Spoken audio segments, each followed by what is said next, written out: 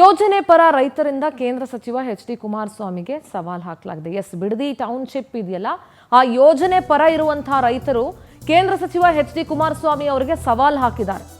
ಬೈರಮಂಗಲದಲ್ಲಿ ವೇದಿಕೆ ನಿರ್ಮಿಸಿ ಚರ್ಚೆಗೆ ಆಹ್ವಾನಿಸಿದ್ದಾರೆ. ಟೌನ್ಶಿಪ್ ಪರ ಇರುವಂತಹ ರೈತರು ಕುಮಾರಸ್ವಾಮಿ ಅವರಿಗೆ ಆಹ್ವಾನಿಸಿದ್ದಾರೆ. ಮಾಜಿ ಶಾಸಕ ಎ ಮಂಜುನಾಥ್ ಆಹ್ವಾನ ನೀಡಿದ್ದಾರೆ. ರೈತರು ಯೋಜನೆ ಪರ ಇರುವ ರೈತರ ಸಮಸ್ಯೆಯನ್ನ ಆಲಿಸಿ ಅಂತ ಮನವಿ ಮಾಡಿಕೊಳ್ಳಲಾಗಿದೆ. ರಾಜಕೀಯ ಬಿಟ್ಟು ರೈತರ ಸಮಸ್ಯೆಯನ್ನ ಆಲಿಸಿ ಅಂತ ಒತ್ತಾಯಿಸಲಾಗ್ತಾ ಇದೆ.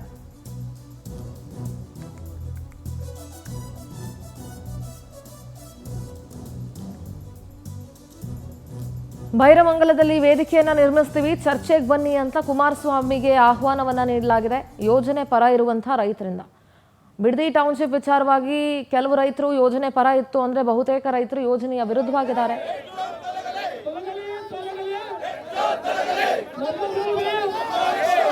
ನಿರಂತರವಾದ 20 ವರ್ಷದ ಒಂದು ವನವಾಸನ ಕೊನೆಗಾಣಿಸ್ಲಿ ಅಂತ ನಾವು ಕೂಡ 10 ದಿನದಿಂದ ಇಲ್ಲಿ ಒಂದು ಅಭಿವೃದ್ಧಿ ಪರವಾಗಿದ್ದೀವಿ, ನಾವು ನಮ್ಮ ಮಕ್ಕಳ ಭವಿಷ್ಯದ ಪರವಾಗಿದ್ದೀವಿ, ಮುಂದಿನ ಪೀಳಿಗೆ ಪರವಾಗಿದ್ದೀವಿ ಅನ್ನೋ ಒಂದು ಕಾನ್ಸೆಪ್ಟ್ನ ಮನಗಂಡು ನಾವು ಮುಗಿದೋಯ್ತಾ ಇದ್ದೀವಿ.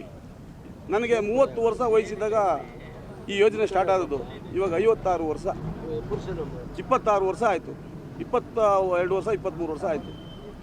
ಇನ್ನೂ ನೆನಗುದಿಗೆ ಬಿದ್ದರೆ ಇನ್ನೂ 20 ವರ್ಷ ಹೋದರೆ ಇಲ್ಲಿ ಏನು ಹುಲ್ಲು ಹುಟ್ಟಲ್ಲ ಅಂಥ ಪರಿಸ್ಥಿತಿ ನಿರ್ಮಾಣ ಆಯ್ತದೆ. ಮಾಧ್ಯಮ ಮಿತ್ರರೆಲ್ಲ ನೋಡಿರ್ಬೋದು, ನೀವುಗಳು ಹೋಗೋಕ್ಕಾಗಲ್ಲ ಅಂಥ ಸ್ಥಳಗಳನ್ನೆಲ್ಲ ವಿಡಿಯೋ ಮಾಡಿ ಹಾಕಿದ್ದೀವಿ. ಪುಣ್ಯಾತ್ಮರು ಹೋಗಿ ಒಂದು ಟ್ಯಾಂಕ್ ಮೇಲೆ ನಿಂತ್ಕೊಂಡು ಒಂದು 40-50 ಎಕರೆಯಲ್ಲಿ ಜಮೀನಲ್ಲಿ ಹೌದು ನಿಜ ಮಾಡವ್ರೆ. ಯಾವ ನೀರಿಂದ ಮಾಡವ್ರೆ? ಬೈಲ್ಮಳೆ ಕೆರೆ ನೀರಿಂದ ಮಾಡೋರು ಸ್ವಾಮಿ. ಅಲ್ಲಿ ಬೋರ್ ಹಾಕೋದು ನೀರು ಬರಲ್ಲ, ಬೈಲ್ಮಳೆ ಕೆರೆ ನೀರಿಂದ ಮಾಡಿರೋದು. ಬೈಲ್ಮಳೆ ಕೆರೆ ನೀರು ರೊಚ್ಚಿ ನೀರು. ಯಾರ್ಯಾರು ಪುಣ್ಯಾತ್ಮರು ಬರೋವಂಥ ರೈತ ಬಾಂಧವರು ಬಂದು ಇಲ್ಲಿ ವಿರೋಧ ಮಾಡ್ತಿರೋ ಅಂಥ ರೈತರನ್ನ ವಿಚಾರಿಸ್ಕೊಂಡು ಹೋಗ್ತಾರೆ. ನಮ್ಮನ್ನು ಬಂದು ವಿಚಾರಿಸಲಿಲ್ಲ. ಅವ್ರಿಗೆ ಹೇಳ್ದೋ ಆ ನೀರಲ್ಲಿ ಕೈ ಕಾಲು ತೊಳ್ಕೊಂಡು ಬಂದು